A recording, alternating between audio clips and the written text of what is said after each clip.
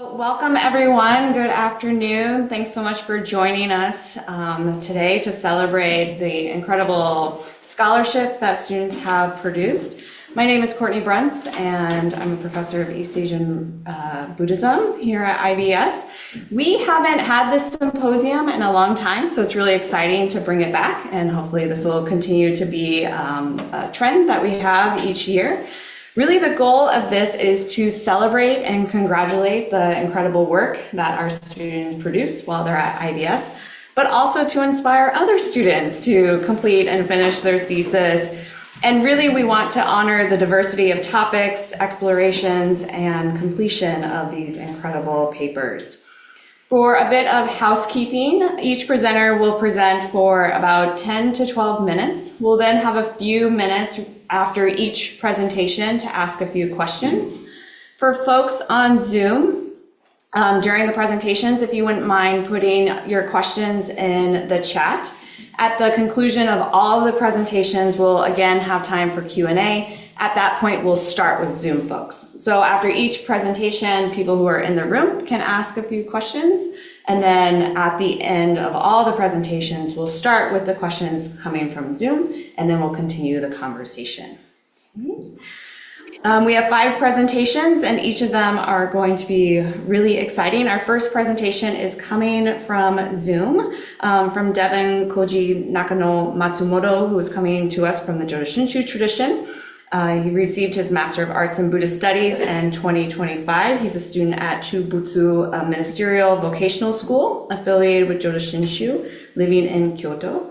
Yeah, thank you for having me. I'm super excited to share my thesis. It's now 5 o'clock here in Japan, so I'm still waking up. I might have some eye crusties. But I'm super excited to share, especially today, because it's a Gotane here in Japan. And so with my classmates, we're going to be going to Honzan, the headquarters of Jodo Shinshu Nishihonganji, and celebrating today. So it's really exciting for me to be able to share my thesis topic, which is rooted in Shinran's teaching and understanding of the Pure Land tradition. So as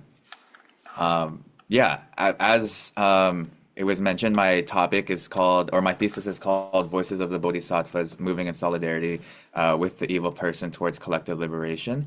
And my thesis focuses on 5 testimonials that I collected. Testimonials are a type of interview that I collected from 5 different Nembutsu followers that I call them in my thesis. And these Nembutsu followers are of varying ages, varying backgrounds, and varying relationships to our Jodo Shinshu temples in the US.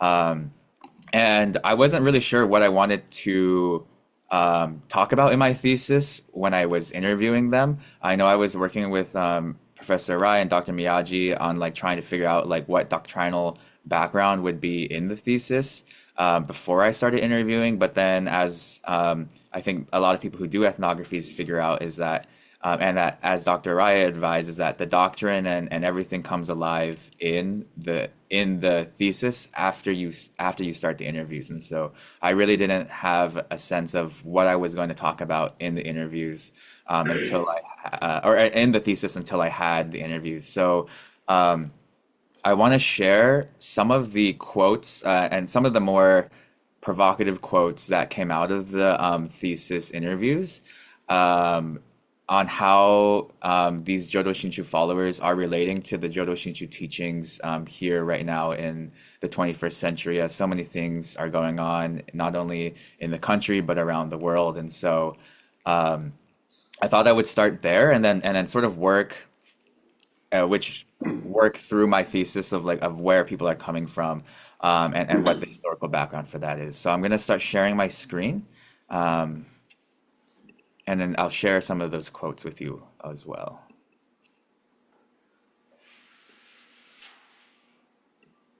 Are we able to see my screen? Yes. Yes. Okay. So just a little bit of background. So in my thesis, the names of the people are anonymous as well, to help protect their identities, and then also to help protect the integrity of the thesis itself. And so the names that you'll see are not their real names. So the first quote comes from Yuki. Um, Most of us, because life is busy, we don't go to temple to learn about Shoshinge. Who gives a F about that, right? If you're going to teach me Shoshinge, tell me how that's relevant to me today. And then the second quote is from Emilio. So much of how we talk about Jodo Shinshu is Jodo Shinshu in your daily life. Your daily life also includes seeing the atrocities going on in Gaza, right? It's not just someone cut you off in traffic, you got a bad grade, or your boss didn't give you a promotion. And then the next quote is from Khan. In Shinshu, we don't talk about that so much, right? Because the minister, they could be sanctioned by the bishop, or they could be removed by the Sangha. And then we have Mariko, or Fusako. What does Buddhism mean in the context of the model minority myth? And what does that mean as a challenge to assimilation and white adjacency? How do we navigate both the structural and interpersonal conflict and structural and interpersonal discrimination? How do we come to terms with that? And also, how do we advocate for a better future? And the last quote comes from David. Once we become awakened, we realize that this is something that has already existed. When we truly understand the causes and conditions, then we have a better understanding for who we are, or of who we are. We're able to build empathy towards others.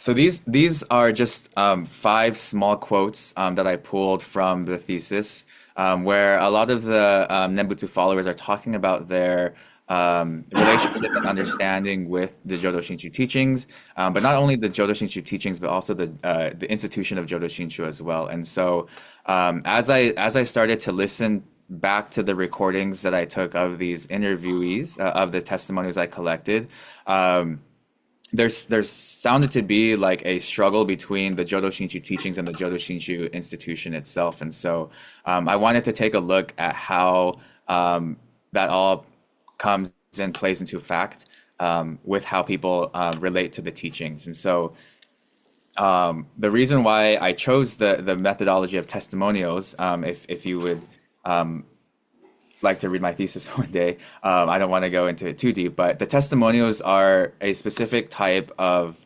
interviewing like collection methodology that's rooted in what's called third world liberation theory, which comes out of the third world liberation movements during the 1960s, that really sought to give voice to a lot of the injustices that Black folks, Indigenous folks, Asian American folks, Latinx folks were going through during the 1960s, and fighting for social justice and equal rights. And so the Third World Liberation theory really gives voice to underrepresented voices in these sort of communities.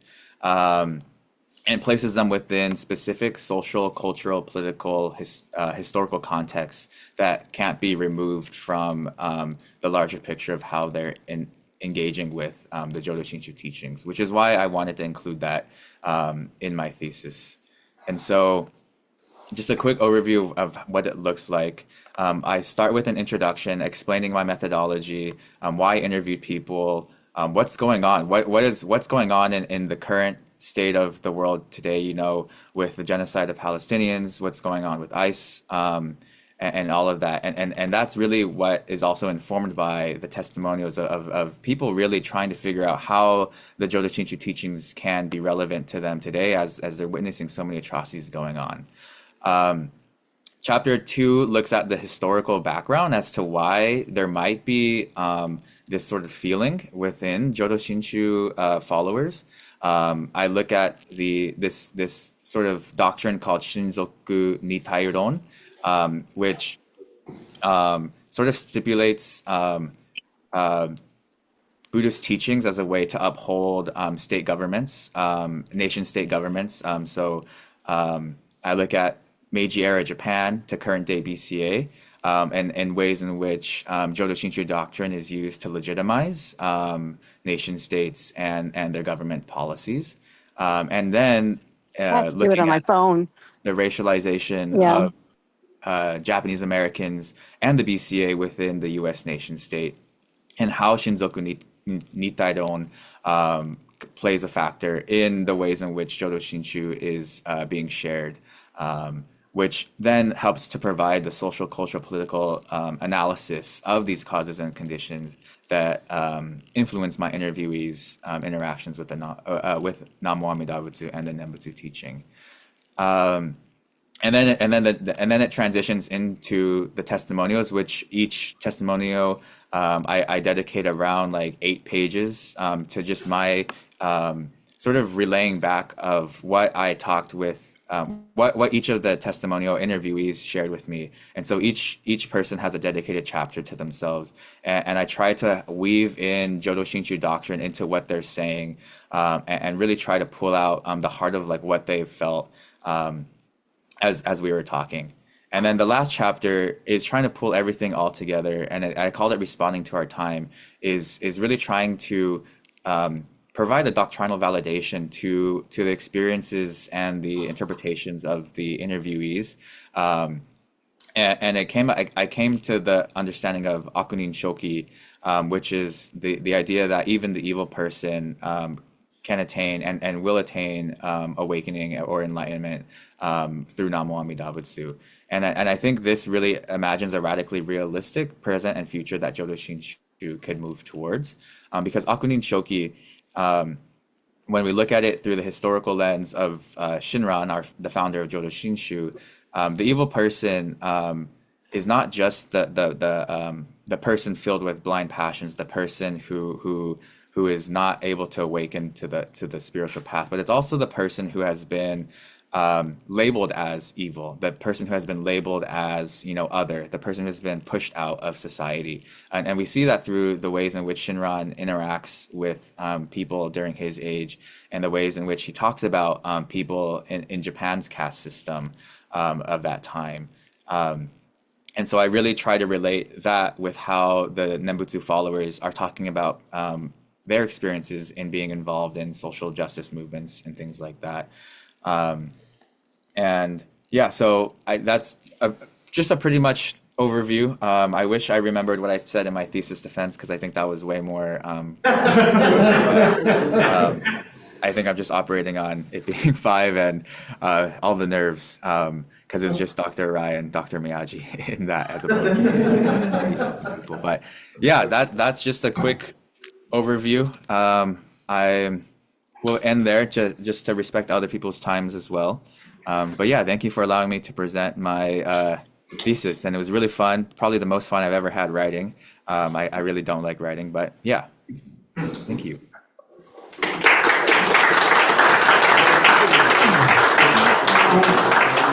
Thanks so much, Devon. So after each presenter, we have about 3 to 4 minutes if there's some immediate questions that came to mind. So are there any immediate questions for Devon? Zoom questions first, though. That's all. Anyone? If not, then I have a question. Devon, just as kind of, because I'm really drawn to your methodology of testimonials, and I wondered if there was something that surprised you the most from the testimonials that you gathered? Yeah, there was a lot of surprising things. I think when I was working through my thesis, and just hearing back all of the audio, it seemed that a lot of the conversations, and I mentioned this in my thesis, they developed into what I call monku sessions. Monku is means complaining in Japanese, and I call them monku sessions in the thesis. Because I think because of my relationship with the interviewees, with the testimonial folks, they just naturally went towards that. And then when I was talking with my friends, actually Blake and Sydney and JP, we did like a thesis retreat all together, and we were all talking about how there's something there about the monku sessions that has a lot of depth to it. Like, they might just be complaints, but there are a lot of depth to those complaints, and then maybe looking at some of those and pulling them out just a little bit, like not focusing so much, not having the whole thesis focus on these complaints, but allowing those monku parts to be surfaced, because it's something that oftentimes gets pushed away in our community. gets silenced to sort of maintain this sort of false sense of harmony. And so that was something that was very interesting in my conversations with each person did end up it was fun because just looking back, I think at each one was probably about an hour, 2 hours of monku sessions. So spread out over I interviewed everyone for about 3 hours, or no, I met 3 times with them for 2 hours each. So yeah, it's 30 hours of audio. But yeah.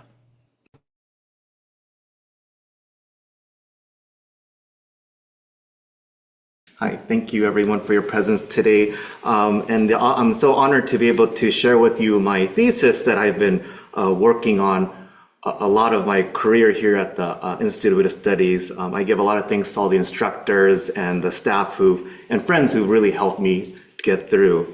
So my thesis is titled Simply Live, the Luminous Embodiment of Jodo Shinshu Faith Through the Heart of the Myokonin. This thesis delves into the profound narratives of the Myokonin, which is translated as wondrous people. They are a group of people, a group of devout Jodo Shinshu Buddhists, lay practitioners who lived during the Edo period between the years of 1603 and 1868. Though they are characterized as unlettered and ordinary people, their humble lives and vivid spoken words, as recorded as I utilize in the Myokonin Den, a record of the Myokonin, radically challenge conventional boundaries of religious understanding. The guiding question of this research is whether the Myokonin narratives conveyed through oral traditions and simple acts reveal sophisticated, intuitive understanding of Jodo Shinshu Buddhism despite their lack of formal education, thereby challenging established notions of religious authority and spiritual attainment within the tradition. As a newly ordained minister, I'm intrigued by the challenge of being able to bridge Buddhism with the Sangha and the community I serve. This research is crucial for my development because hopefully it has equipped me with the narrative tools necessary to connect deeply and effectively with others by utilizing the powerful lived examples of the Myokonin. So through their stories, they vividly illustrate and support that Jodo Shinshu Buddhism is for the everyday person. Their stories offer a powerful, accessible connection for the modern everyday person. So my interest in Myokonin began back in childhood when I first encountered and connected with their remarkable stories. This early fascination was cemented later in my life when I discovered a manuscript written by my late uncle, Reverend Jim Yanagihara. This manuscript is a vibrant collection of material supporting the author's study of the Myokonin. It contains scholarly articles, personal research notes, and compelling stories of specific Myokonin with whom he felt a personal connection with. His profound appreciation became an immediate source of inspiration, galvanizing my drive to pursue this thesis as a tribute to his legacy. My exploration of this topic gained a scholarly momentum through a class I took with Dr. Thomas Calabrese, who's actually here, which makes me a little bit nervous,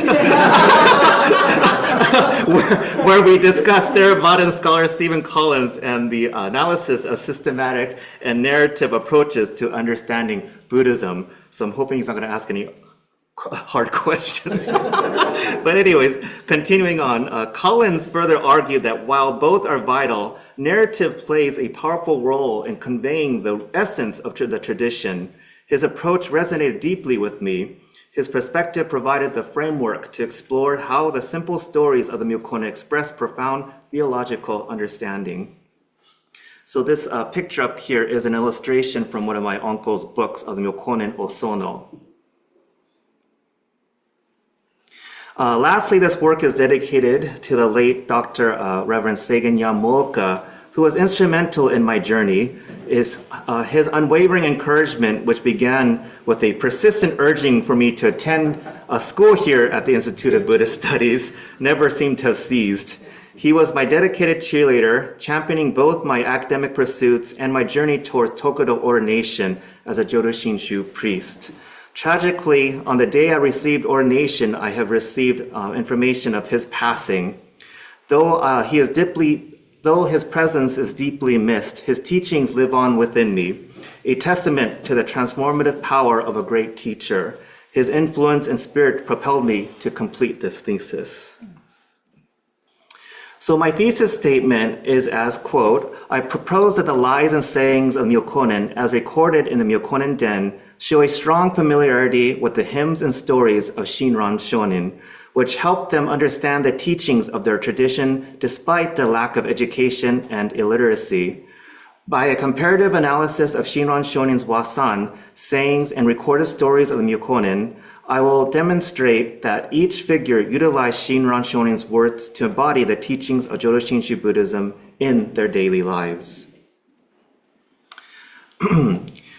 This thesis employs an analytical comparative approach, aligning the poetic expression of the Myokonin with the doctrinal and devotional themes in Shinran Shonin's wasan.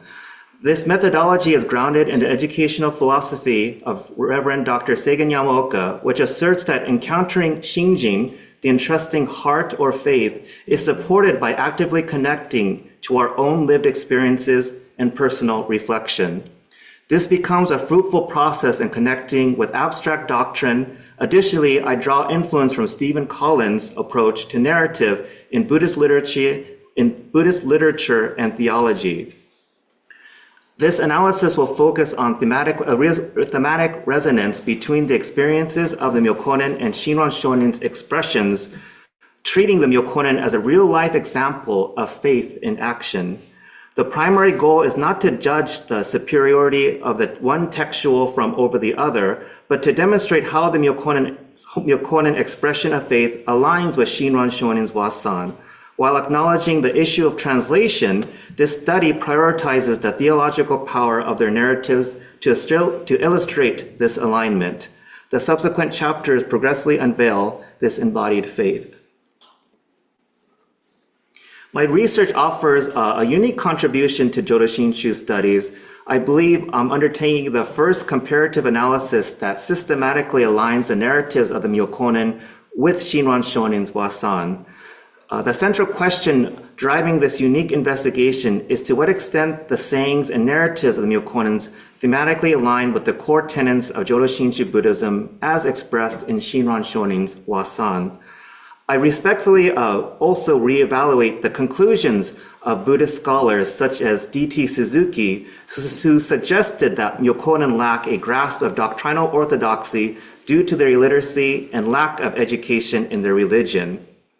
I also demonstrated that they are far from doctrinally deficient. I propose that the lies and sayings of the Myokonin constitute a uniquely simplified yet profound authentic interpretation of Shinran Shonin's teachings.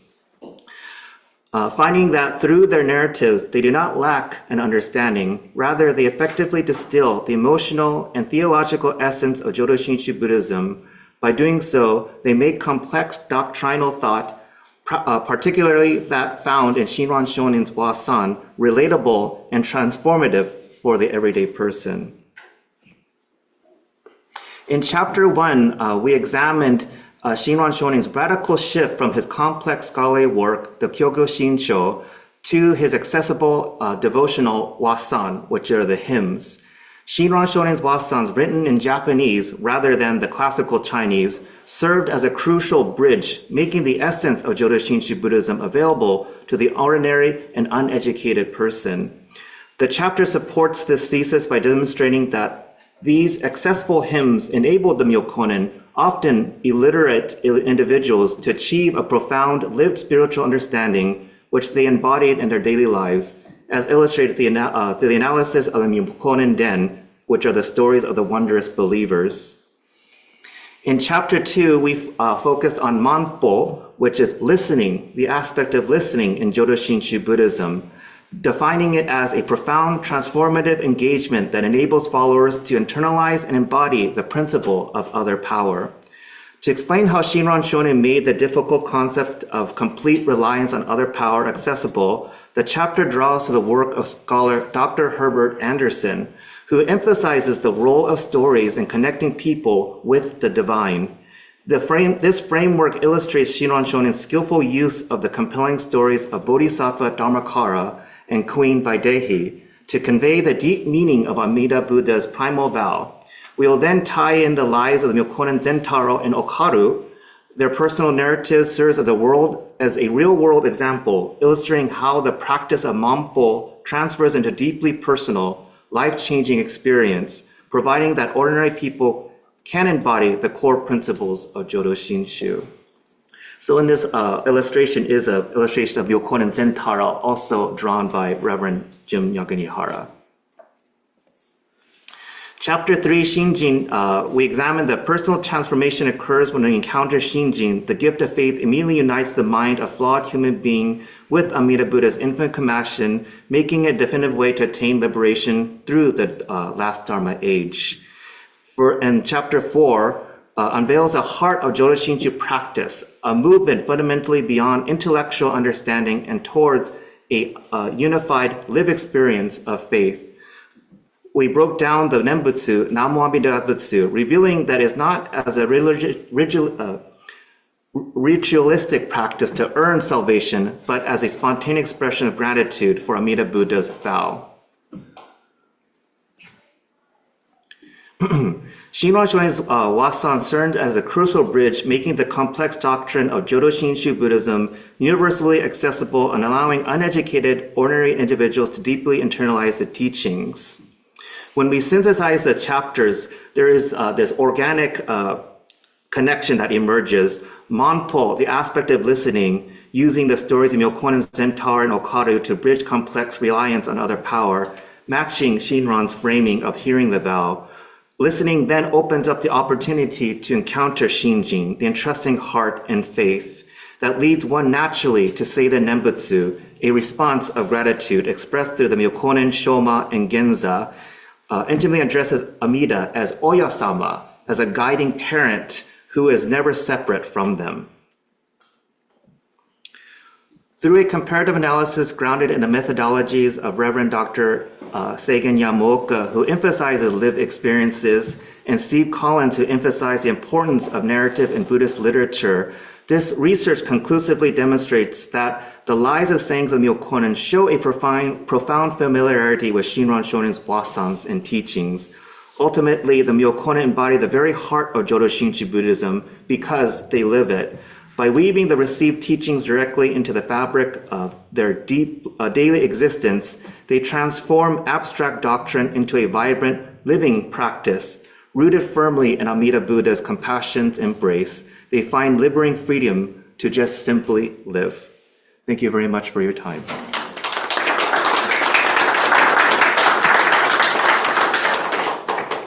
Thanks so much, Blake. Does anyone in the room have any questions for Blake? Oh no.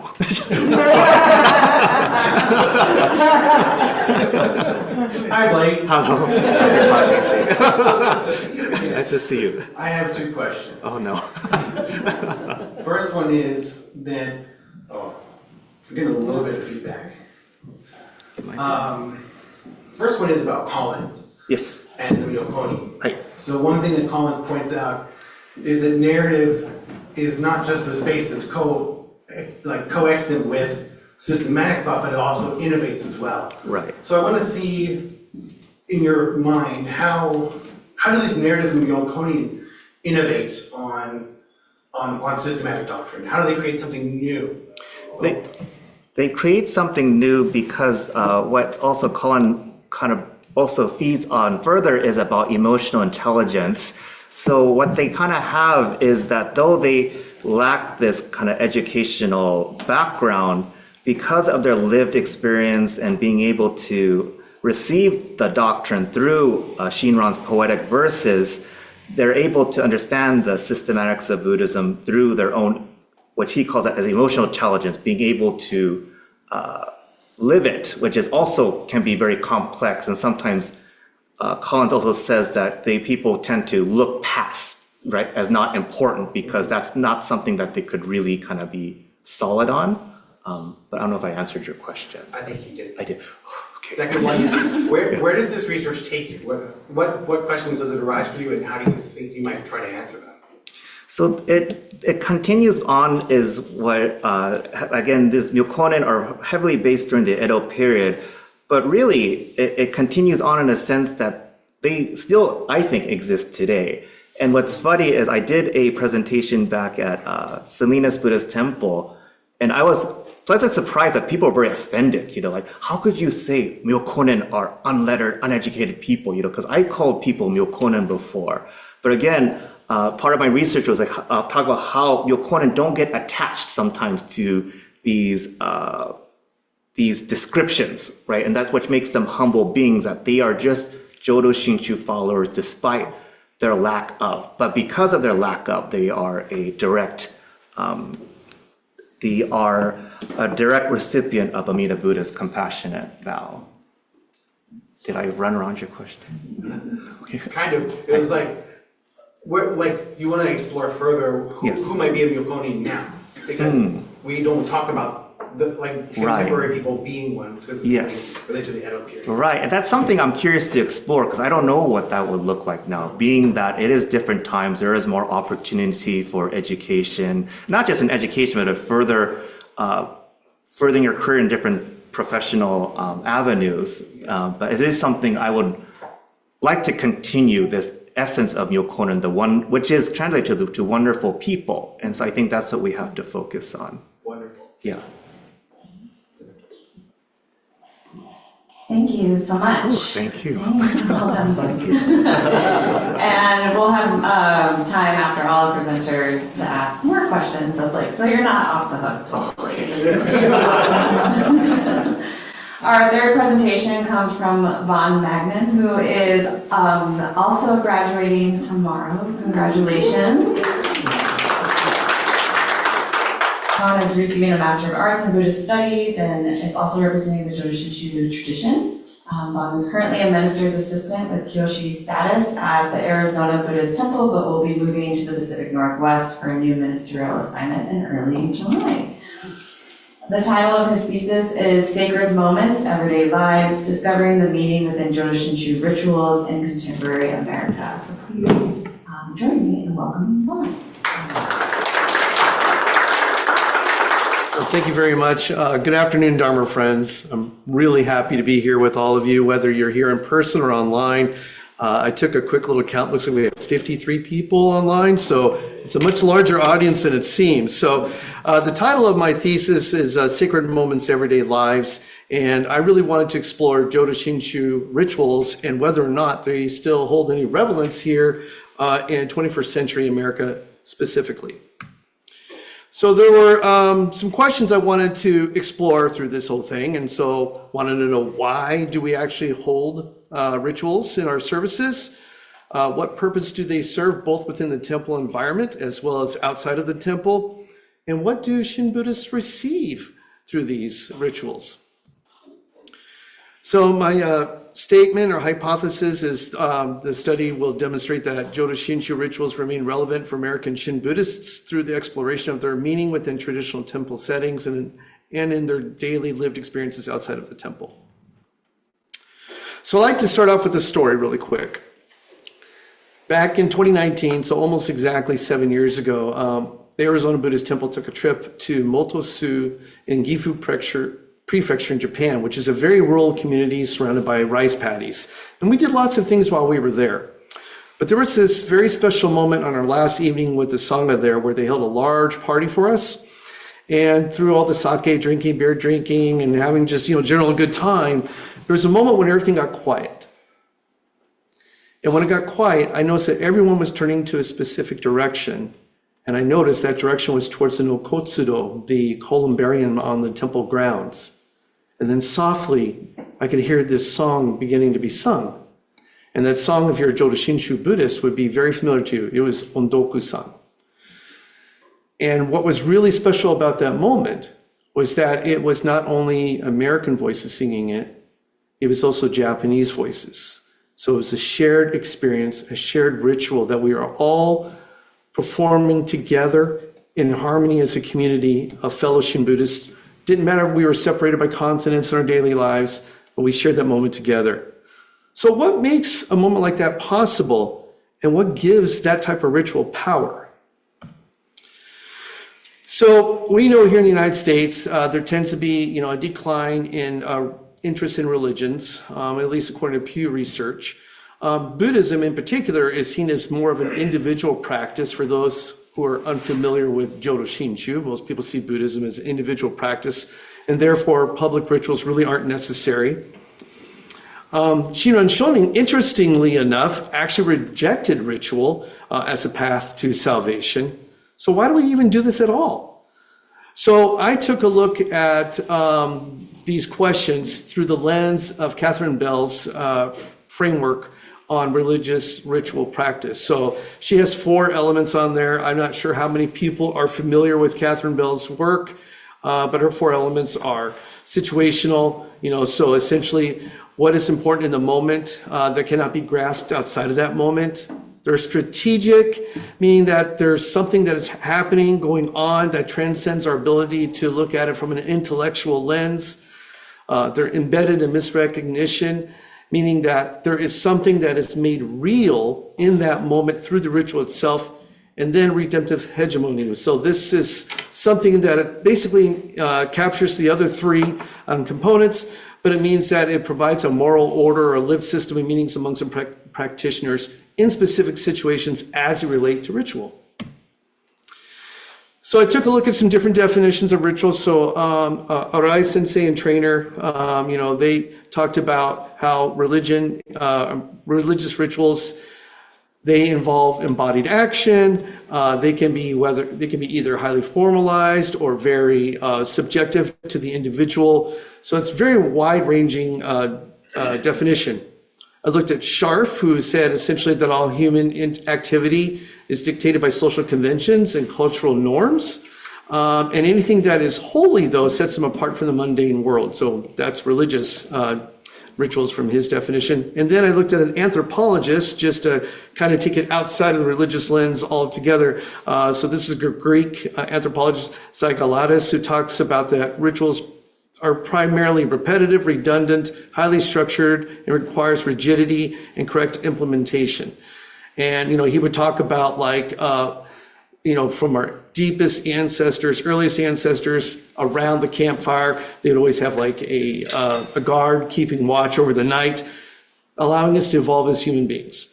So for me, when I look at these 3 definitions, really the top one by Arai Sensei and trainer is what really speaks to me, because it allows some subjectivity and fluidity in what ritual definitions can be. I also spent some time interviewing 6 individuals from the Jodo Shinshu tradition, so different ages, different genders. 3 were converts, 3 grew up in the tradition, 3 were of Japanese descent, the other 3 were not.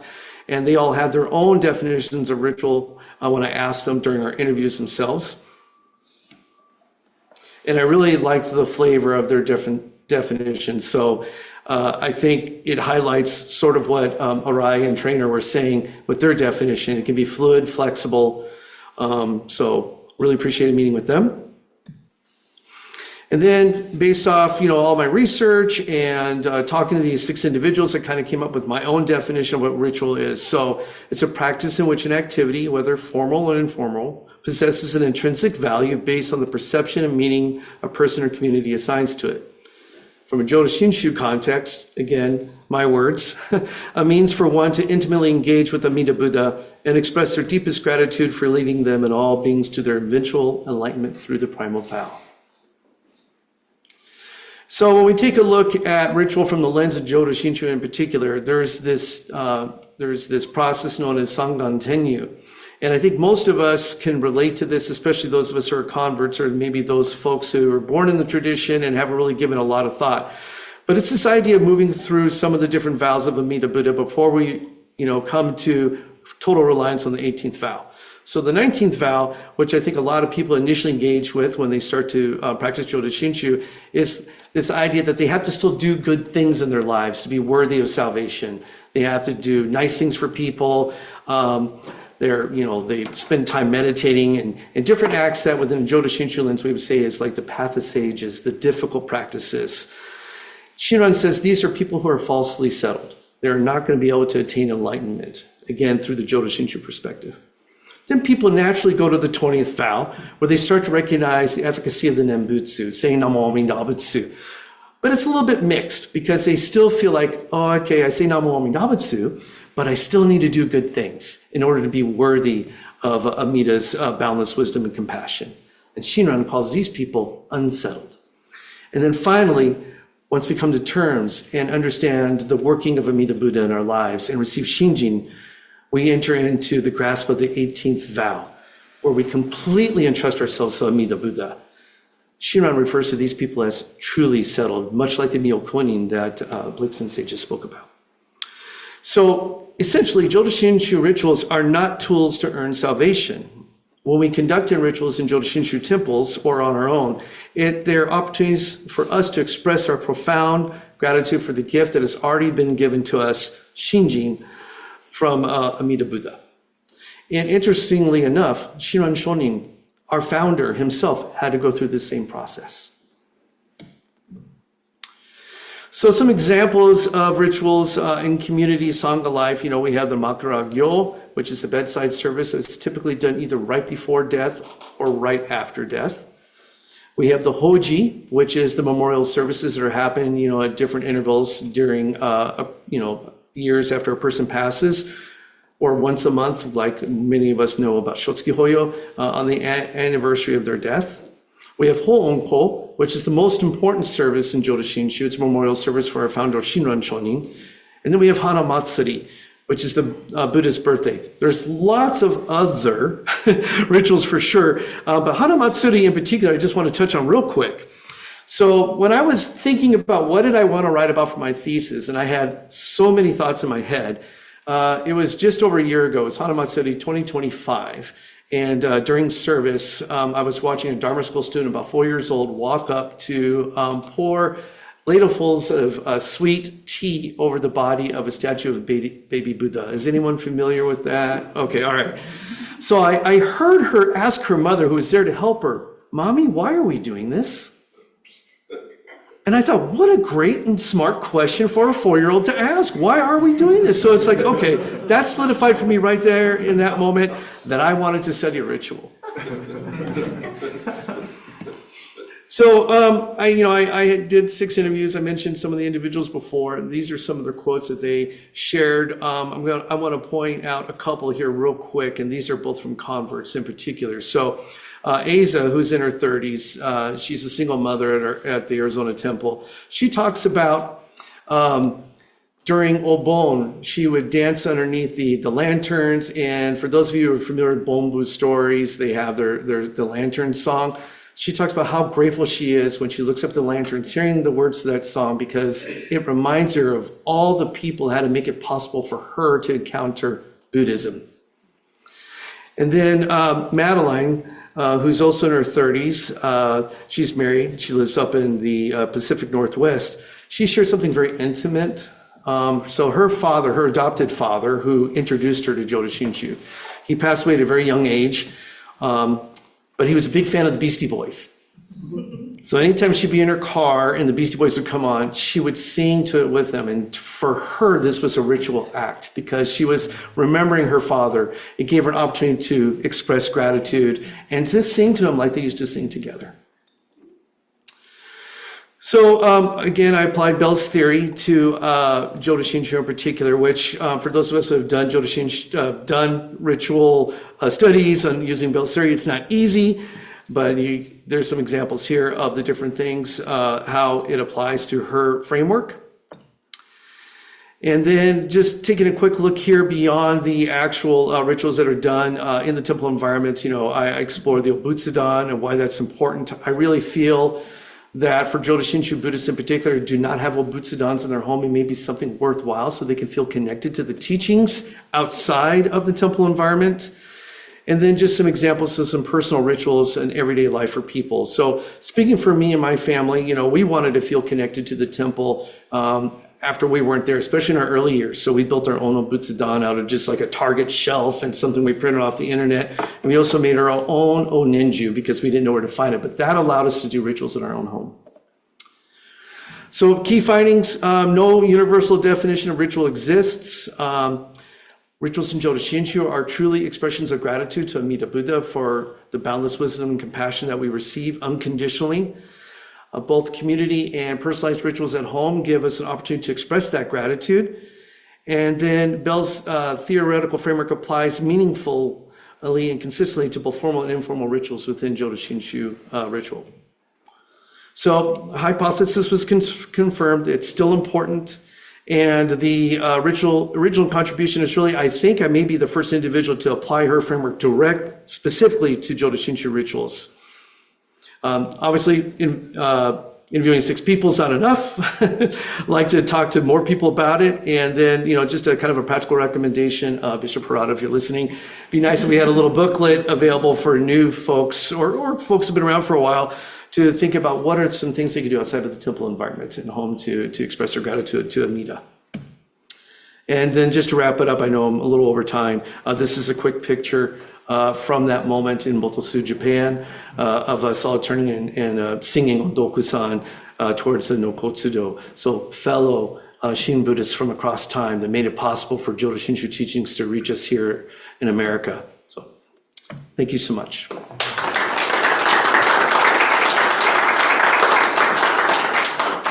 Thanks so much, Vonn. Are there any questions from the audience?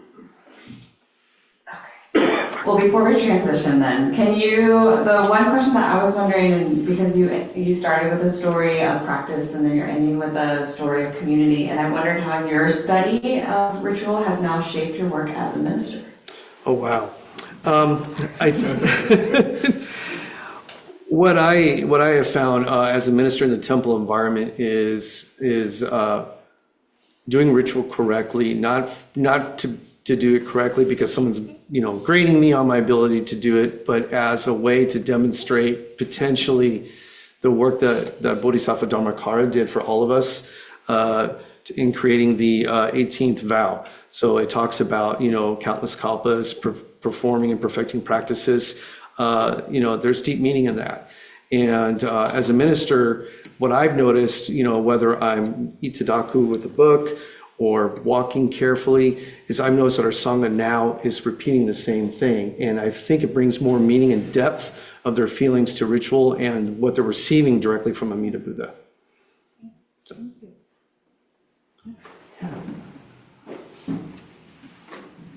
Thanks, Vonn. I appreciate the paper, but did you touch on at all differences?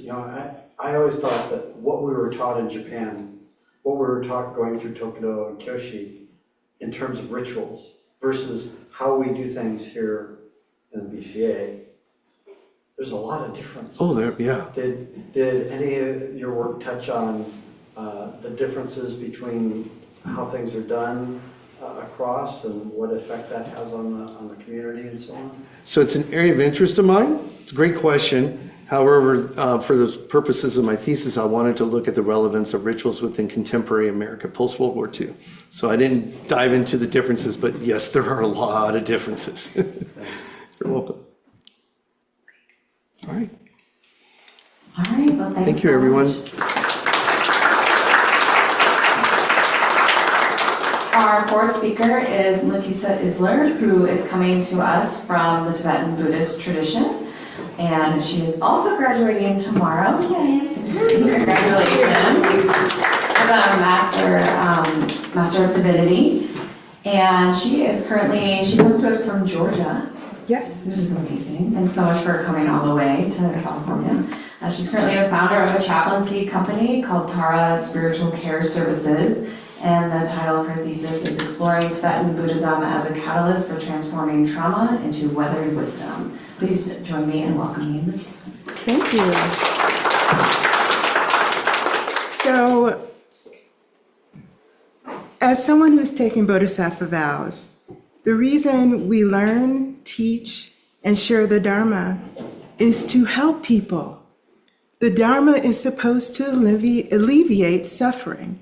And so this thesis was really written with that in mind.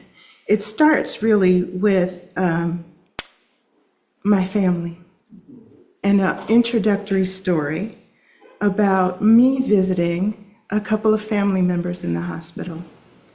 And one of the gentlemen in the hospital had just had both of his legs amputated as a result of diabetes blood clots, the result of really having suffered with alcoholism, something that also he shared with his mother. So trauma is not only transferred from generation to generation, it's also pervasive. When we look at ACEs, adverse childhood experiences, we learn that one of the things that is prevalent is the impact of ACEs on society. 64% of the population have at least one or more ACEs in their background.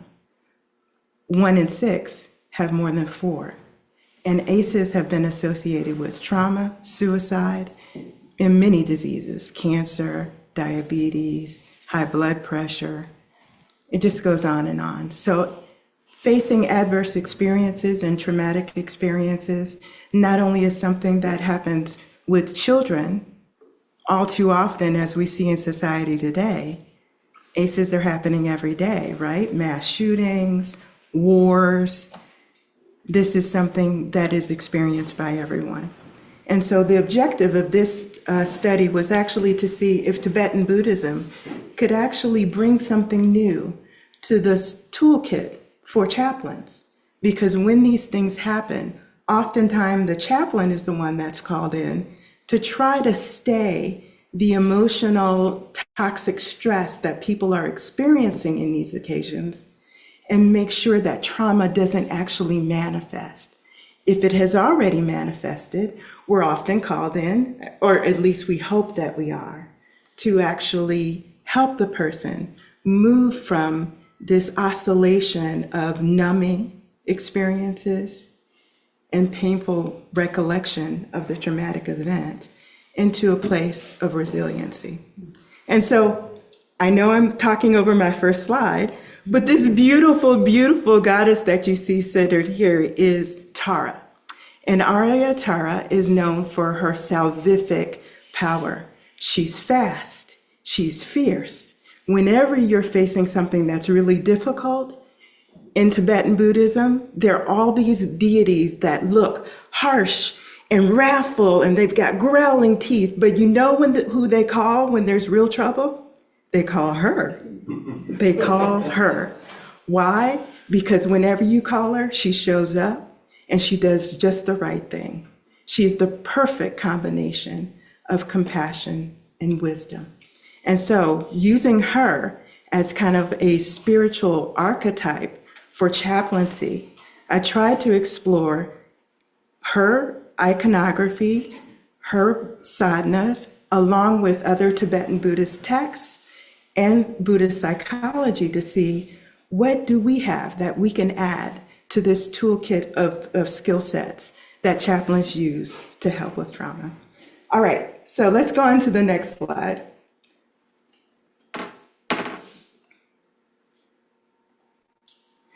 So the thesis had multiple elements to it, but the major parts of the thesis were really chapter 1, which is an exploratory of cultural perceptions, and then exploring Tibetan Buddhism as a framework for the dynamics of trauma, the principles of trauma-informed care, and how that can inform compassionate presence for chaplains. Buddhist psychology is the foundation for trauma-attuned spiritual care. So moving from being trauma-informed, meaning being aware of it and understanding what it is, to actually attuning with folks that are experiencing trauma to be able to help. And then lastly, the development of a spiritual care model, which I did not think was going to be a part of this paper. But as it turned out, there was a lot that Tibetan Buddhism had to offer chaplains. And so it actually manifested into a new model that I actually use in my practice today. And so before I run out of time, I'm going to try to actually give an example of how I'm using it in my work right now with the patient that was experiencing some traumatic experiences. The methodology was really primarily driven by secondary research, articles on chaplaincy, Aryatara, Tibetan Buddhism, Buddhism in general, because Tibetan Buddhism really takes into all of the stages of Buddhist practice. And also interviews with 3 Tibetan Buddhist geshes, including my root guru, Geshe Pende, and Dr. Bruntz, as well as the experience that I had at my residency at UCSF. I've already kind of talked a little bit about the opening story for my family, but again, the other thing that is important to note is that within spiritual care, a lot of the models don't incorporate trauma-informed care into the spiritual care model. And then most of the spiritual care models are really grounded in Christian theology or secular thought. And I'm not aware of any of the models actually leveraging Tibetan Buddhist psychology really to alleviate trauma. So chapter 1, thank you, Blake, for helping. Cultural perceptions of and exploring Tibetan Buddhist frameworks. The first thing that I looked at was a series of definitions of trauma.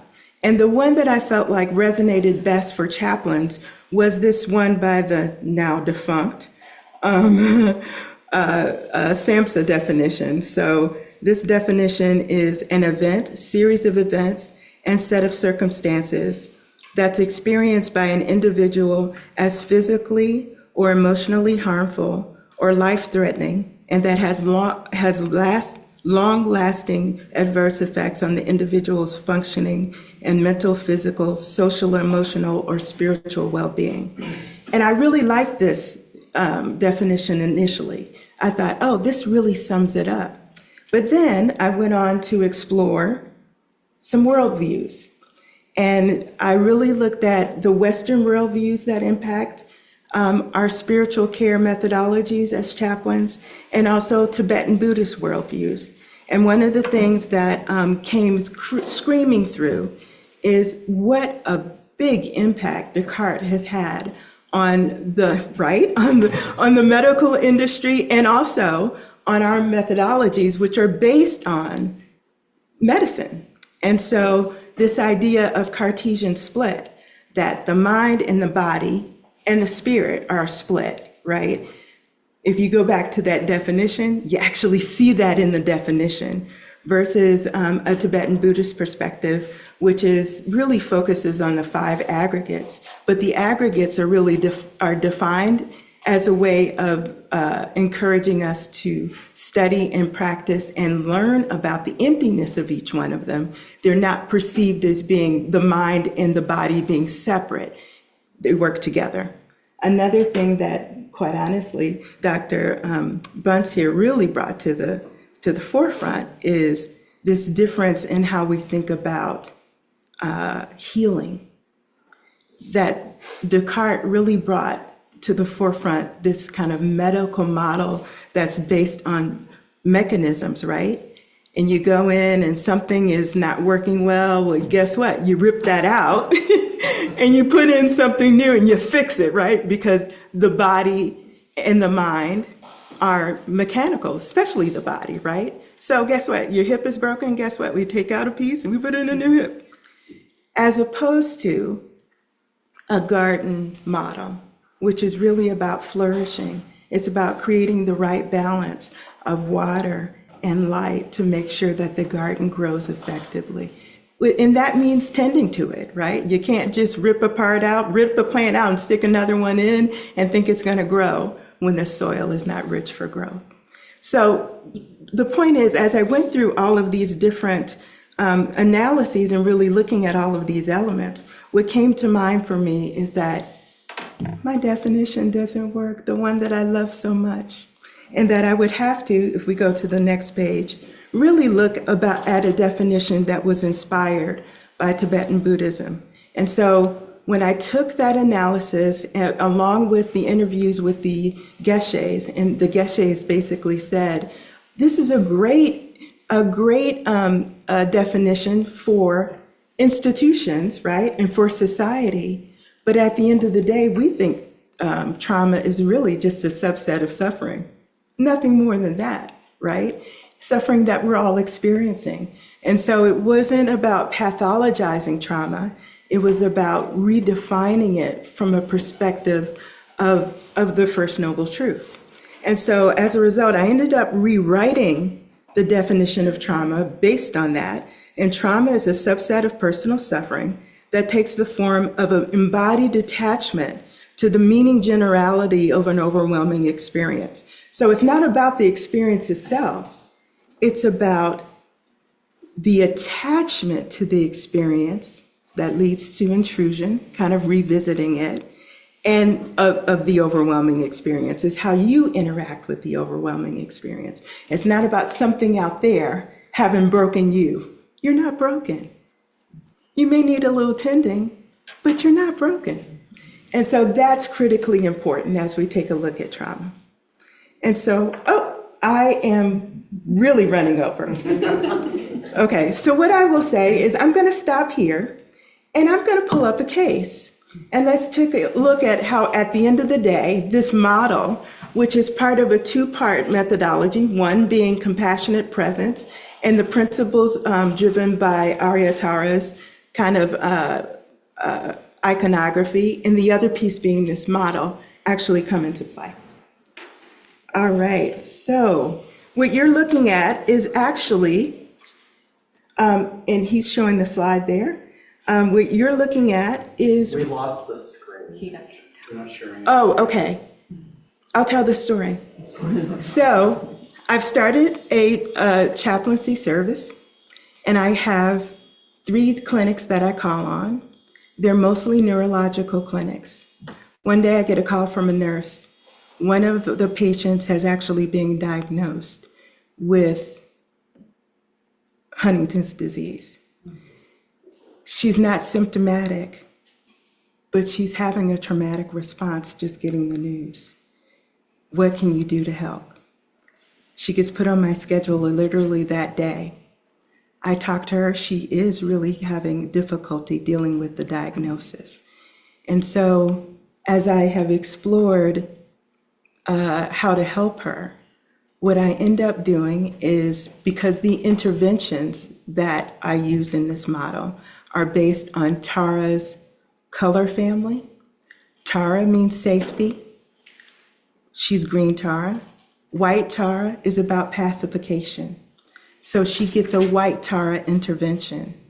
And that intervention is a white light meditation that's based on her methodology of how she cares for herself. Because at the end of the day, as bodhisattvas, we're about using each person's skillful means. So whatever it is that you do to care for yourself, I'm here to enhance that. So she uses breathing meditation. So we use breathing meditation with the white light visualization. So she's breathing in the white, soothing light of calming presence and breathing out fear, worry, anxiety. That is... Oh, great. Are you seeing it now, everyone? Mm-hmm. Okay, so you should be seeing the top of the page, which tells a little bit of the story about this person. And everything has been redacted because we want to keep her identity private. But she brings to, some worries about being a burden, worries about what's going to happen in their future life, worries about what this change is going to bring to her.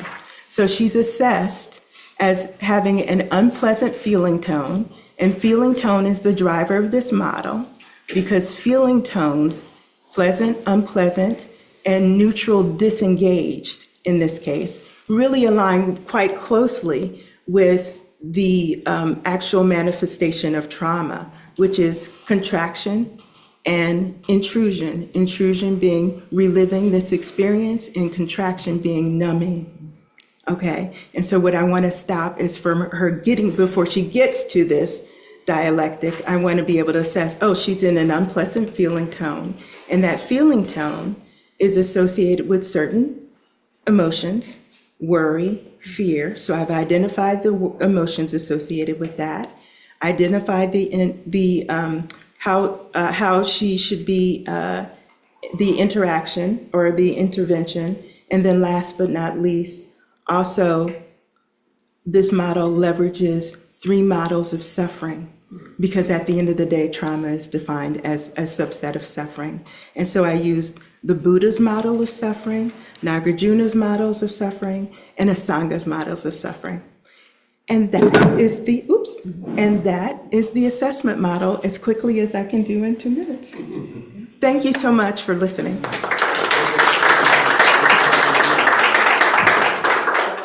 Oh, questions?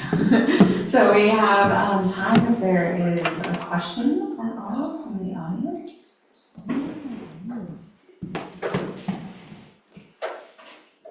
Letesa, I love this. I love hearing about this. I just have like a can you tell me more? I was really curious about all the types of suffering that were listed on your assessment. Yes. Could we bring that up and could you kind of just go over that? As someone who has done a lot of spiritual care assessments, Yes. I love that you're incorporating this Buddhist worldview of suffering and then Yes. trying to diagnose what specific type of suffering while still keeping her kind of worldview. Absolutely. So I just wanted to hear more about all the different types of suffering. Absolutely. The joy of learning more about suffering. Okay, so the Buddhist model of suffering is really birth, aging, sickness, and death, and we know those well, right? Encountering the unpleasant, being separated from pleasant things, not getting what we want, we all know that one, and then our contaminated aggregates, which are basically karma, right? That our aggregates are contaminated with this kind of gloss of not really being able to experience things directly, right? It's always through this lens of afflictive emotions. So then there's Nagarjuna's model, and he's got 6 causes of suffering. Suffering of rebirth, which is really kind of a combination of birth, right? Aging, sickness, this rebirth process. The suffering of change. And the patient that I mentioned before was actually diagnosed as having the suffering of change. Before she was just fine, guess what? After learning this news, is she symptomatic? She's not symptomatic. Nothing has changed, right? But she has changed mentally because she's got information she didn't have before. And so it's the suffering of the change of this new news, not a physical change. She feels exactly just fine. Nothing physically has changed. But this mental change is significant. So the suffering of change, the suffering of repeatedly leaving our bodies, right? So within this model of birth and, of karma, right? We come back again and again and again to samsara, and each time we take a new body. So we've got to leave our body, we've got to take a new one. The suffering of uncertainty, unknowing, doubt, not knowing what happens next. The lack of satisfaction. That was a song, Can't Get No Satisfaction, right? And then the suffering of loneliness. And there have been lots of studies lately that loneliness is now an epidemic. So the last model are Asanga's sufferings. And Asanga has the suffering of suffering. And so the suffering of suffering is really, we're going to experience pain. But do we have to suffer that pain, right? Like, do we have to mourn and weep and lament about the pains that happen? No, the suffering of suffering is something that we can work on. Pain, we're going to experience. We're going to go, oh, things are going to hurt, you're going to fall, things are going to break, pain's going to happen. But the suffering of the pain may not be necessary most of the time. The suffering of change, which is similar to the previous one. And then again, the suffering of pervasive conditioning. So these were almost taken straight out of the Abhidhamma, although there were a few little things that I changed for chaplaincy, specifically like the suffering of rebirth was kind of switched a little bit to the suffering of existence, because in chaplaincy, folks are struggling to eat, have housing, be clothed, and so that was redefined a little bit, but the rest could almost be, I tell you, these These Buddhists, they're right on it, right? They could be just taken directly and placed right into the model. You're welcome. So if you look at Pabanka's book, he's got these all laid out. And so it's very easy to kind of go and map through and define them in the paper based on that. Thank you. Thanks so much for the questions. So our final presenter is Sumreen Chaudry, who comes to us from the Theravada Insight tradition. She completed her Master of Arts in Buddhist Studies in December of 2025. She's currently a PhD candidate at the University of Wales, Trinity St. David in Theology and Religion, focusing on beauty in Islam, digital chaplaincy, AI, and emotional labor, and is also an MBA candidate at George Washington University. Also works as a staff chaplain at the hospital of the University of Pennsylvania, so joining us from Philadelphia. And the topic of her thesis is Notions of Beauty in Theravada Buddhism, an exploration of aesthetics, ethics, and applications for chaplaincy and meaning making in spiritual care. So please join me in welcoming Sumreen.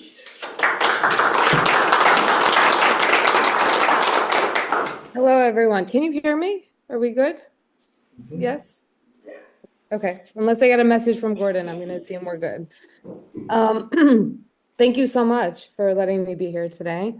And I'll be presenting my thesis, Notions of Beauty in Theravada Buddhism, Aesthetic Ethics and Applications for Chaplaincy.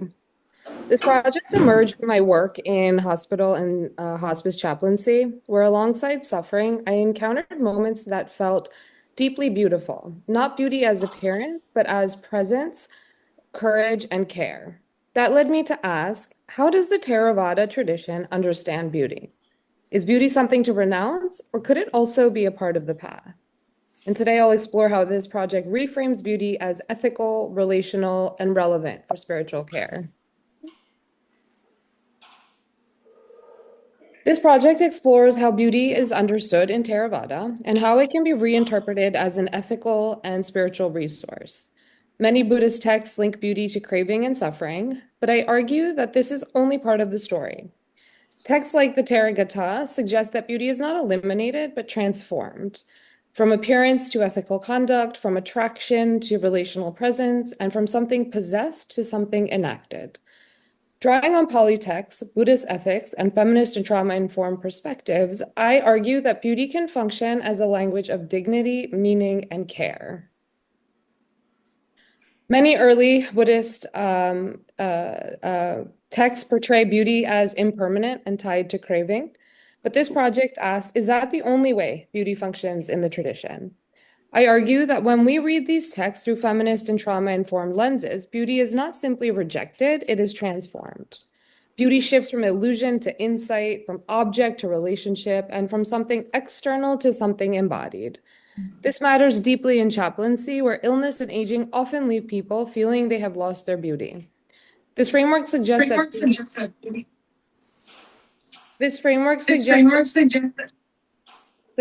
beauty can still appear through dignity, resilience, and care. This study is grounded in canonical Pali texts, including the Nikayas, Dhammapada, Therigatha, and Visuddhimagga.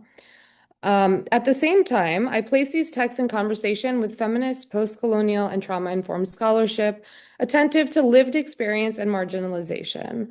At its core, the project asks, how can beauty function as a resource for chaplaincy, especially in context of suffering, aging, and loss?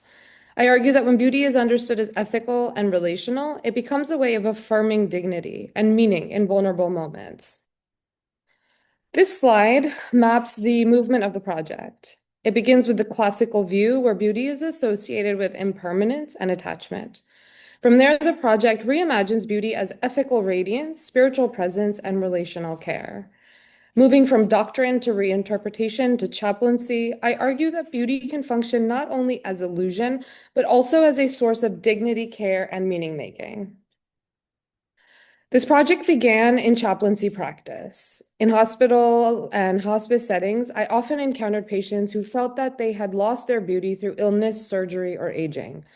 At the same time, I witnessed moments of profound honesty, courage, and presence that felt deeply beautiful in another sense. That tension stayed with me. Because many Buddhist texts describe the body through impermanence and decay, I began asking, how do we hold these teachings alongside the lived experience of beauty within suffering? This project emerged from that question and from the desire to reclaim beauty as presence, truth, and care. Building from both the tradition and lived experience, this project asks, what is beauty in Theravada? Is beauty a danger, or could it also be a part of the path? While many classical texts link beauty to craving and suffering, there are also moments where beauty seems connected to compassion, clarity, and transformation. So the project asks not only what beauty is, but how it functions and how it might support care in context of illness, loss, and profound change. This project is organized around 3 questions. What is beauty in Theravada? Is beauty a danger or part of the path? And how can beauty support spiritual care? Together, these questions move the project from textual analysis to reinterpretation to chaplaincy application. Before reimagining beauty, we first have to understand the problem. In many Theravada texts, beauty is linked to craving and attachment and suffering. Physical beauty is often treated with suspicion because it can obscure insight and deepen illusion. So the central question becomes, if beauty is tied to craving, what place does it have on the path? Across canonical texts, beauty is closely associated with tanha, or craving. The Dhammapada describes the body as impermanent, to loosen attachment, while the Visuddhimagga uses practices like Asubha Bhavana to cultivate equanimity through contemplation of bodily decay. Similarly, the Mahadukkha Kananda Sutta, MN13, presents aesthetic pleasure as dangerous when it becomes an object of clinging. So the issue is not beauty itself, but attachment to beauty. Several texts illustrate this classical framing. The Dhammapada describes the body as fragile and impermanent to disrupt attachment. The Visuddhimagga uses contemplation of decay to transform attraction into equanimity. And in MN13, the Buddha pairs the pleasure of beauty with its dangers, grief, loss, and suffering through clinging. Together, these texts show that attachment, not beauty itself, is the source of suffering. My central argument is that Theravada does not reject beauty, it transforms it. Beauty shifts from something external to something enacted through ethical living, relationship, and spiritual presence. Beauty becomes relational through care and presence, ethical through virtue and compassion, and spiritual through wisdom and liberation. So beauty is reoriented from appearance to presence, from form to practice, and from surface to depth. So when I say beauty is transformed in the Theravada tradition, I mean 3 things. First, beauty becomes ethical, rooted not in appearance, but in virtue, compassion, patience, truthfulness. Second, beauty becomes spiritual. It is described as a kind of radiance connected to wisdom, clarity, and liberation. And third, beauty becomes relational. It emerges through presence, attention, and care, through how we accompany one another in suffering. This is especially important in chaplaincy because it suggests that beauty does not disappear when the body changes. It can still be present in relationship, dignity, and care. Ultimately, beauty becomes not something we possess, but something we practice. Methodologically, this project is both textual and interdisciplinary. It begins with close readings of canonical Pali texts, including the Nikayas, Dhammapada, Therigatha, and Visuddhimagga, examining how beauty is described, critiqued, and transformed within the tradition. At the same time, I draw on Buddhist virtue ethics, as well as feminist, post-colonial, and trauma-informed scholarship, to ask how beauty is shaped by gender, embodiment, and lived experience. The project is also informed by chaplaincy practice, using clinical experience as a part of the interpretive framework for understanding suffering, care, and presence. So overall, the methodology is both grounded in tradition and oriented toward contemporary spiritual care. This study combines textual analysis, ethical theory, critical scholarship, and chaplaincy practice. It is grounded in canonical Pali texts, which provide the foundation for examining how beauty is described and transformed in the tradition. I also draw on Buddhist virtue ethics, focusing on intention, conduct, compassion, and wisdom. In addition, feminist and post-colonial scholars such as Suzanne Mraznik, Vanessa Sasson, Liz Wilson, Rita Gross, and Amy Langenberg help illuminate questions of gender embodiment and power. Finally, trauma studies and chaplaincy practice inform how these ideas are interpreted in context of illness, aging, suffering, and care. Together, these approaches support a more holistic understanding of beauty. I organized this project around 3 interconnected dimensions of beauty. First, physical beauty and how the body is reframed through impermanence. Second, ethical beauty rooted in virtue, conduct, and relational life. And third, spiritual beauty understood as radiance, wisdom, and liberation. Together, these dimensions show how beauty is transformed within the tradition and how it can function in chaplaincy and spiritual care. This table summarizes the project's 3 dimensions of beauty. First, the physical dimension. The body becomes not an object of attachment, but a site of insight and impermanence. Second, the ethical dimension. Beauty emerges through virtue, compassion, integrity, and care, what I describe as moral radiance. And third, the spiritual dimension. Beauty becomes linked to wisdom, liberation, and radiant presence. Together, these dimensions shift beauty from something external and fragile to something embodied, ethical, and relational. I'll begin with physical beauty, where the classical tension is most visible. In many Theravada texts, the body is described as impermanent, unstable, and subject to decay. This is meant to loosen attachment and transform how beauty is perceived. So rather than something to cling to, the body becomes a site of insight. Practices like Asubha Bhavana or contemplation of the body's unattractive aspects are not meant to promote self-loathing, but to retain perception and loosen craving. In the Visuddhimagga, contemplations of bodily decay interrupt attachment and cultivate equanimity. But texts like the Therigatha offer another dimension. Figures such as Ambapali and Soma reinterpret aging and bodily change not simply as loss, but as sources of insight and agency. So the body becomes an ethical mirror, a place where compassion, impermanence, and wisdom are embodied and experienced. This has important implications for chaplaincy, where many people feel their worth has diminished through illness and aging. This framework allows dignity to be grounded not in appearance, but in resilience, presence, and care. The second dimension is ethical beauty. Here, beauty is no longer located in appearance, but in conduct, relationship, and virtue. Beauty becomes visible through compassion, integrity, truthfulness, and care. So virtue itself becomes a form of beauty. In this framework, beauty becomes ethical and relational rather than physical. A beautiful person is not defined by appearance, but by qualities like humility, compassion, patience, and truthfulness. Texts such as the Mahamangala Sutta and the Sigalovada Sutta define flourishing through ethical life and right relationship.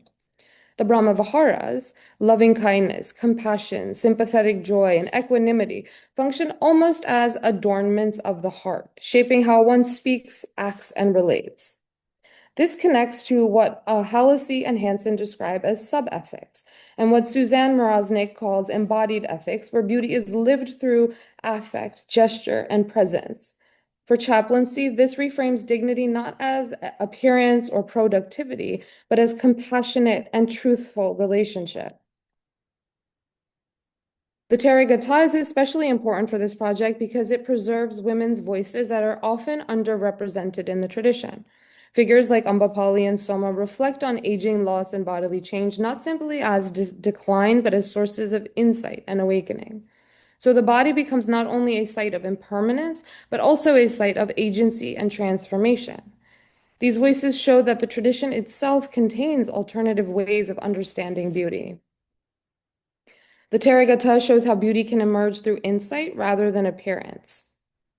Its verses reframe aging, illness, and suffering not as failures, but as pathways to wisdom, resilience, and freedom. These poems also challenge dominant perspectives within the tradition by centering women's lived experiences and embodied knowledge. So beauty is not erased by suffering, it can emerge through it. If physical beauty becomes a site of insight and ethical beauty the radiance of virtue, then spiritual beauty becomes the radiance of awakening itself. Spiritual beauty in the Theravada tradition is the luminous quality of liberation. It emerges through ethical living, meditation, and wisdom, and appears as clarity, peace, compassion, and freedom from attachment.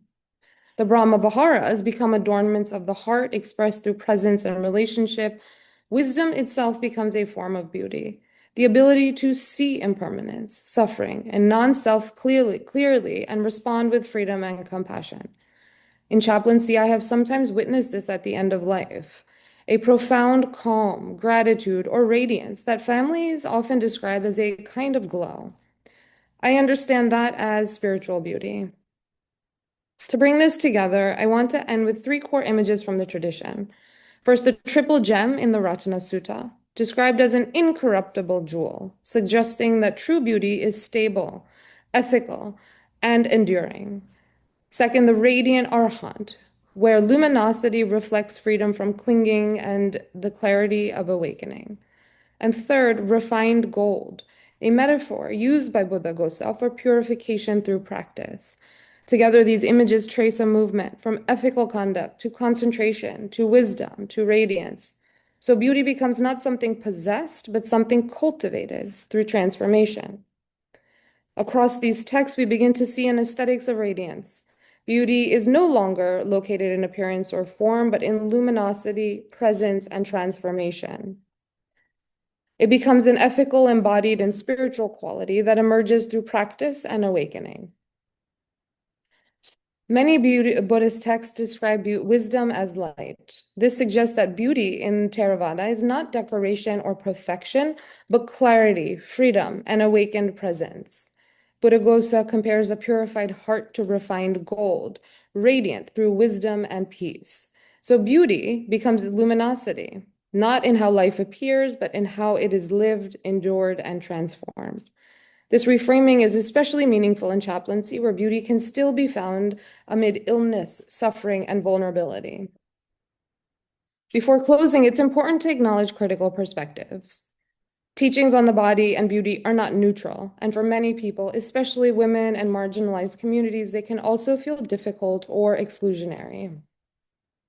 Practices such as corpse meditation and renunciation can help loosen attachment, but they may also risk disembodiment or spiritual bypassing, especially in clinical settings. Feminist scholars have shown that women's bodies are often framed as sites of danger, while post-colonial and disability perspectives remind us that ideals of detachment can overlook diverse embodied experiences. My response is not to reject the tradition, but to reinterpret it through a trauma-informed intersectional lens. In this framework, aging, illness, difference, and caregiving become sites of ethical insight rather than problems to transcend. Looking forward, this project opens space for relational and trauma-informed aesthetics of care grounded in presence, ritual, storytelling, and compassionate accompaniment. So what does this mean for chaplaincy? This project invites a shift from understanding beauty as appearance to understanding beauty as presence. In clinical settings, illness, aging, and bodily change can deeply affect identity and worth. But within this framework, the body becomes not something to reject, but a site of dignity, insight, and care. Beauty appears in resilience, honesty, connection, and the courage to endure and let go. It also shapes how chaplains show up. Presence, attentive, silence, and listening become forms of ethical beauty. Ultimately, this approach affirms that worth is not lost through suffering. Okay, got it. We're at time, just to let you know. Okay, I can just get to the end then. Thank you.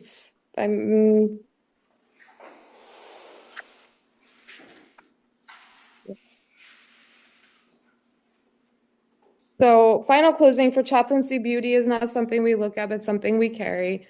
It appears not in appearance, but in presence, integrity, compassion, and the ability to remain with others in suffering. This project proposes a compassionate and inclusive Theravadan aesthetic in which beauty is ethical, relational, and continually cultivated through attention, care, silence, and practice. Beauty becomes not perfection, but the radiance of truth, of truthful and compassionate presence. Thank you. Sorry for going over.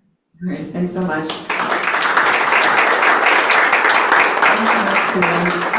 So at this time, we want to open up Q&A and start with folks on Zoom. Takashi Sensei, would you mind reading if there's Zoom? Do you have the chat?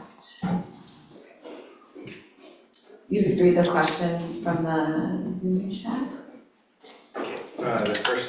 The first one says, if the Myokonin are presented as ordinary people, why were they singled out and preserved as extraordinary figures in this work?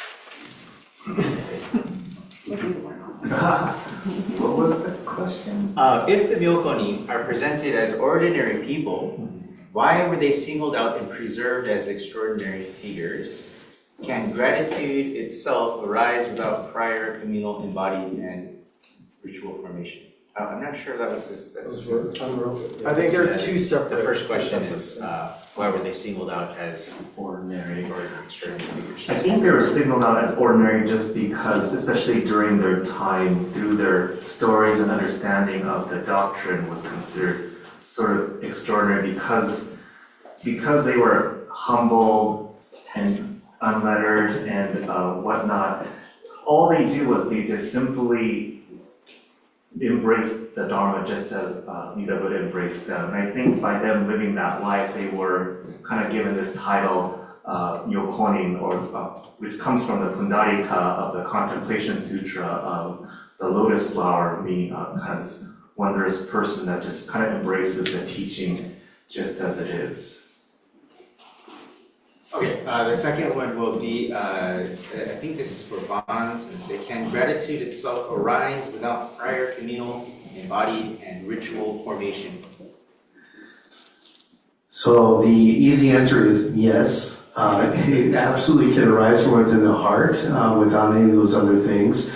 The question that was asked earlier about how to change, my views as a minister and things that I do. When we perform ritual in a formalized setting in a temple, one of my interviewees, who is an ordained minister, also explained that, Shakyamuni Buddha taught in a variety of ways. And one of the ways he taught for people to learn the Dharma was through ritual. So by observing ritual or participating in ritual, absolutely gratitude can arise in that way, but it's not a requisite because there's so many other ways that people can express gratitude. Thank you. I'm going to switch over to Nancy Lin Sensei, just to get some other folks to get in on the participation. Thank you. So, hello, thank you. I hope you can all hear me clearly. I really appreciate and want to thank all the presenters for speaking about your projects. I really appreciate all the work, the effort, and the creativity that went into your projects. I'm hearing a common thread, and that is taking concepts from your Buddhist tradition that have pre-modern origins and adapting and reimagining them for contemporary life and for contemporary issues. So I think a lot of you are doing that. For example, Devon looking at social justice, Letesa and Sumreen looking at trauma-informed care, and for Sumreen also looking at contemporary notions and lived experiences around beauty. So my question is a pretty broad one. It's what have you learned in this process of adapting and reimagining Buddhist concepts for contemporary life? Has your relationship with your Buddhist tradition changed through this work of reinterpreting it for your work? And could you offer advice to other students based on your experience? Because my sense is a lot of thesis writers, following after you here at the school will be interested in doing that kind of project too, in the sense of how can I reimagine and reinterpret Buddhist tradition for contemporary issues or concerns? Thank you. Maybe we could go in order of speakers. So we'll start with Devon. Devon? Hi, Professor Lin. Thank you for that question. I think for my thesis, particularly, I'm not sure if I would consider myself as reinterpreting Jodo Shinshu doctrine to fit modern times, but rather because as I was doing the research, a lot of what maybe my personal thoughts were already written down by folks of who had written about that in the past. And so, but maybe they were pushed aside or marginalized because maybe of that doctrine of Shinzoku ni Tairon that I talked about earlier, that really tried to present Buddhism as a way to protect nation state. Like I think Melissa and Curie has a book out called like Reimagining the Pure Land, where they look at like leftist Jodo Shinshu Buddhists in Japan throughout history, and they have said a lot of the similar things that I put into my thesis. So that's sort of like where I feel like I am looking at, is like not necessarily reinterpreting it, but looking at the like. And then when I looked at like lay members who had written things in like the American Buddhist Journal, they had already said a lot of the things that a lot of these folks in my testimonials had been saying as well. So I maybe find myself trying to uplift these voices that have been sort of marginalized and pushed aside, as opposed to reinterpreting or saying that I'm reinterpreting the doctrine, but just sharing these interpretations that have already been molded before me. And then, I guess for those who are doing interview research, I think the biggest thing that I learned was that nothing can come out until you've done the interviews, and really listen to them like over and over and over again. Because I think when I was trying to work through my thesis, I had originally thought I wanted to look at Shinran Shonin's Matosho, his letters that he wrote, and relate the things in his letters to the things that my interviewees have said. But then as I went through the interviews, like I don't even think I quoted anything from Shinran Shonin's letters, which just shows how things change when you are interviewing people. But yeah.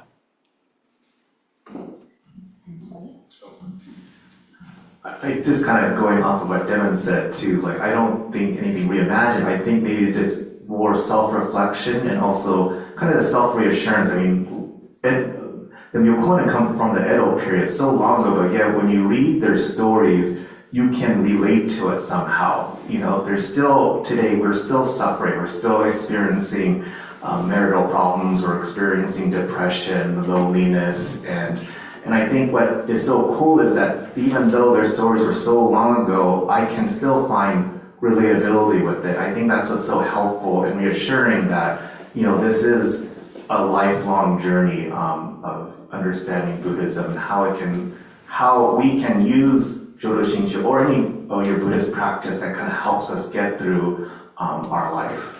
That's my response. That's such a good question, and I feel like I'm still thinking about it. But I'm going to talk as I think. I do think at the end of the day, the Dharma is alive. And I don't think the human condition has changed. I think we're still suffering.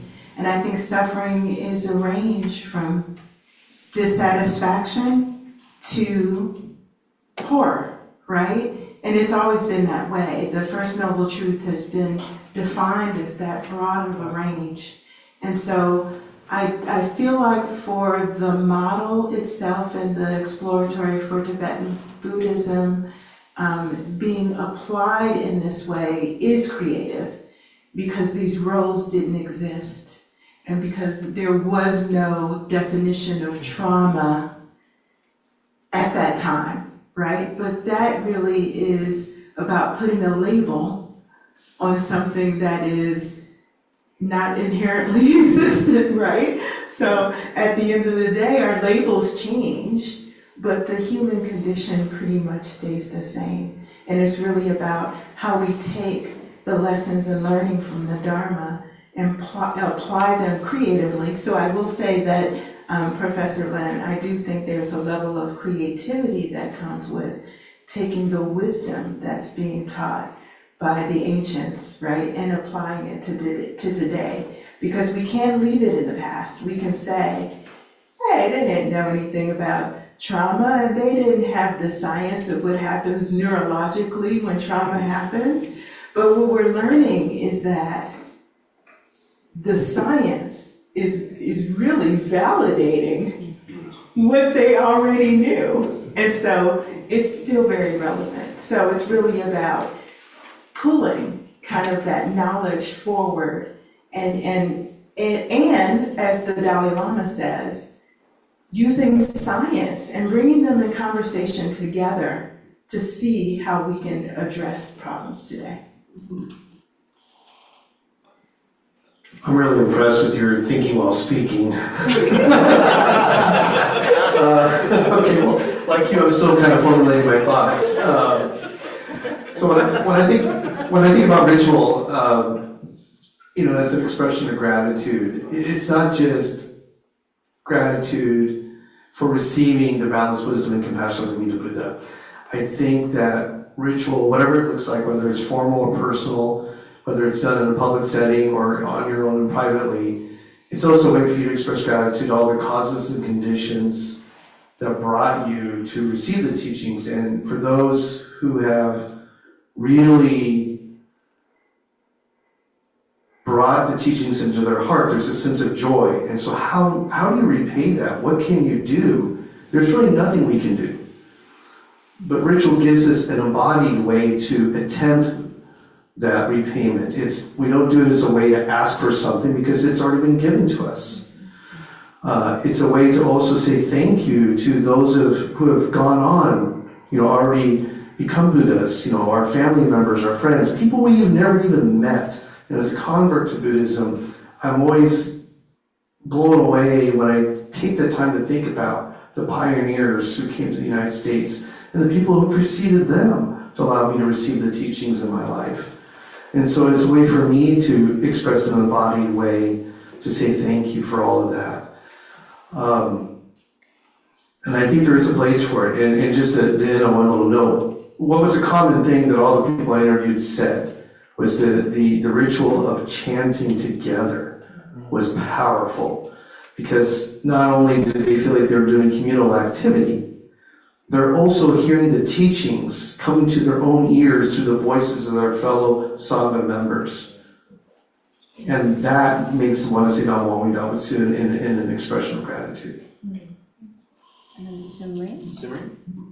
Yeah, I think one of the biggest things I learned is that reinterpretation is already part of the Buddhist tradition itself.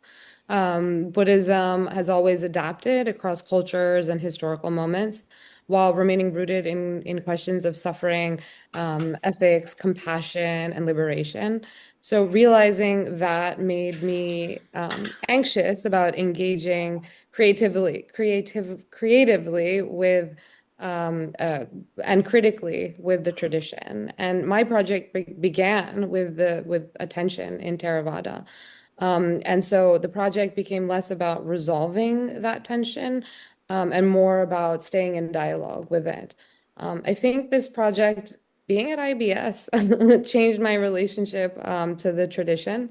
In Dr. Cooley's class, I know that she witnessed me suffering a lot, holding on to my old beliefs, and then learning the new and suffering even more. And then I think at the day of the defense, there was a big release and coming home again. But the process changed my relationship to the tradition. I began seeing Buddhist texts less as static, like these static authorities, and more as living conversations, as Letesa was saying.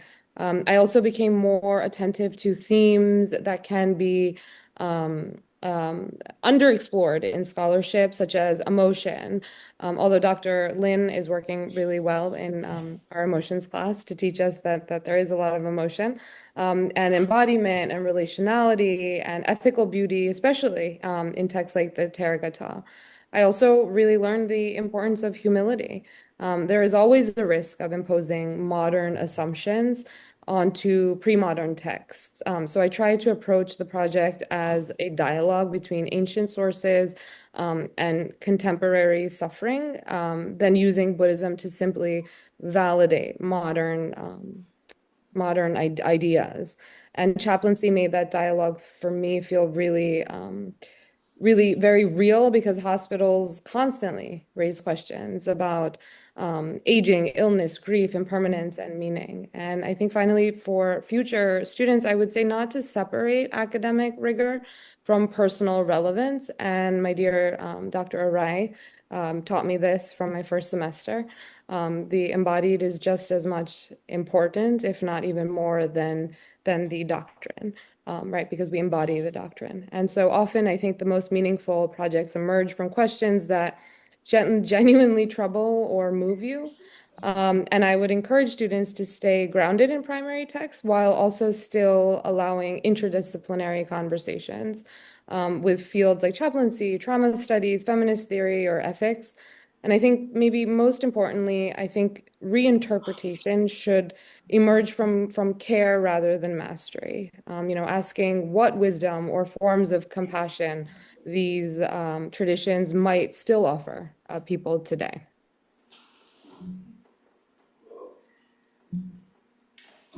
Great, thank you very much. Let me just kind of open the floor to any other folks on Zoom if they have thoughts. Allison. Well, I'm sorry I couldn't be there in person today. As you see, I'm wearing my favorite color on my face. I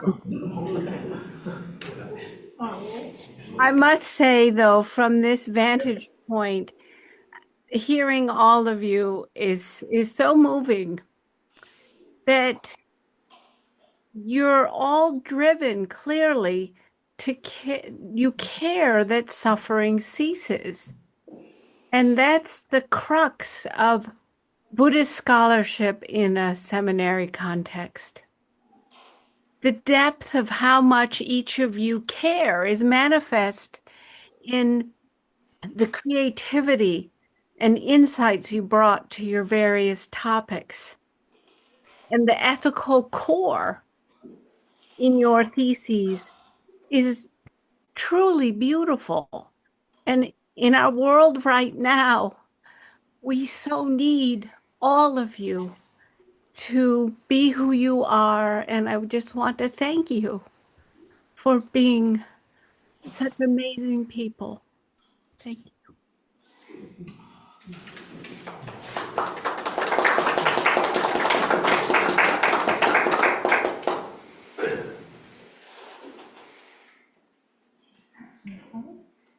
Yeah, it feels right.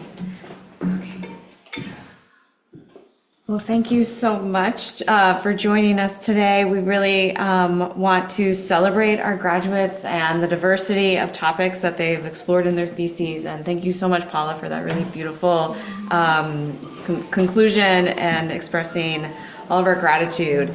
Thanks for joining us today. We look forward to seeing you tomorrow at graduation.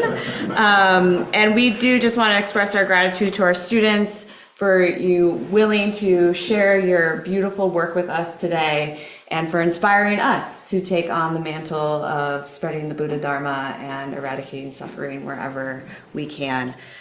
So let's just join me in a round of applause for our gratitude.